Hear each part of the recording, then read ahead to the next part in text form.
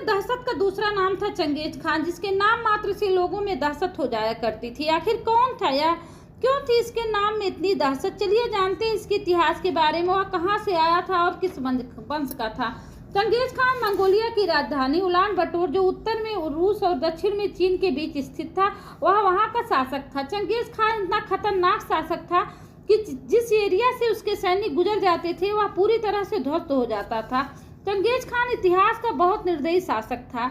ईश्वर ने शायद उसे दिल देना जैसे भूल ही गए थे। क्रूरता का दूसरा नाम था चंगेज खान। चंगेज खान सन 1206 से लेकर 1227 ईस्वी के बीच तक शासक किया था। इस बीच वह एशिया और यूरोप के बीच बहुत बड़े बड़े हिस्सों को जीत भी लिया था। उसके इतिहास जानने से पहले चलिए जानते हैं उसका पालन और बचपन कहाँ पर बीता।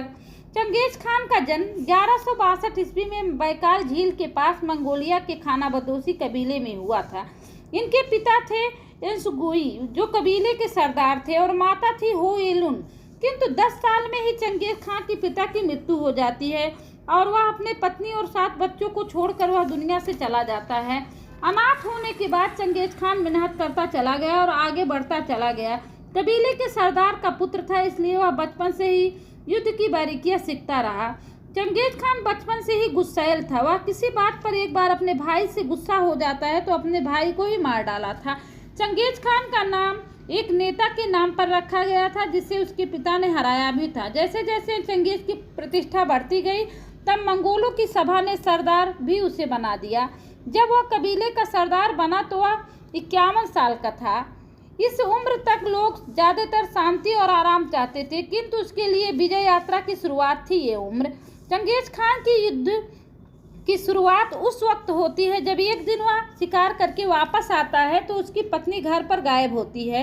तो उसे पत्नी का अपहरण करने की थ्योरी के बारे में पता चलता है। तब चंगेज खान अपने कबीले को संगठित करके अपने पत्नी को छुड़वाने के लिए भयानक लड़ाई लड़ता है। पत्नी के मिल जाने के बाद वह अपनी जीत के लिए उत्साहित होकर लड़ाइयाँ जारी रखता है और दुनिया में सबसे ज़्यादा क्षेत्र जीतने वाला सम्राट बन जाता है।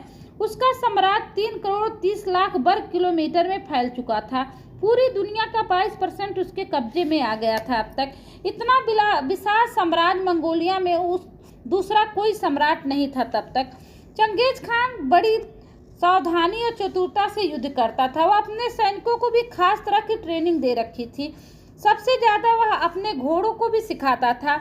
उस समय युद्ध की घोड़ा की कुशलता को भी ज़्यादा महत्व दिया जाता था। युद्ध में भले चंगेज खान की सैनिकों की संख्या कम होती थी, किंतु सैनिक कुशलता के कारण जीत जाते थे चंगेज खान की सेना। चंगेज खान को एक तो उसके विस्तार तथा दूसरा उसके क्रूरता के कारण इतिहास में जाना जाता है। जब वह विजयी होकर लौटता था तब जिस भी शहर से गुजरता था खूब मारपीट करता था। लोगों को कितने लोग को जिंदा जला देता था।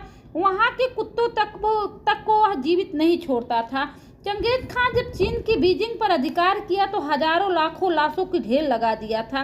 चंगेज खान भारत के बीचों बीच गुजरना चाहता था, किंतु किसी कारण बस वह भारत में ना आ सका और भारत उसके प्रकोप से बच गया था। चंगेज खान के वंशज आज भी मौजूद है। चंगेज खान को बाज पालने का बहुत शौक था। इतिहास में इसकी कोई जानकारी नहीं मिलती कि चंगेज खान की मृत्यु कब और कैसे हुई और उसे कहाँ दफनाया गया, किंतु कुछ लोगों का मानना है कि 1227 ईस्वी में घोड़े से गिरने से चंगेज खान की मृत्यु हो गई थी और उसकी मृत्यु के बाद जब चंगेज खान को 2000 गुलामों ने मिलकर दफनाया था, किंतु जब गुलाम वापस आ रहे थे तो चंगेज खान के सैनिकों ने सबको मार डाला और जब सैनिक दरबार में पहुंचे तब उनको भी मार डाला गया। इसलिए आज तक यह नहीं पता चल पाया कि चंगेज खान को कहां पर दफनाया गया था।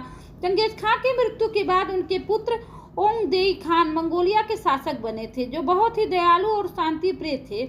उसके बाद यह साम्राज्य 200 साल तक बना रहा।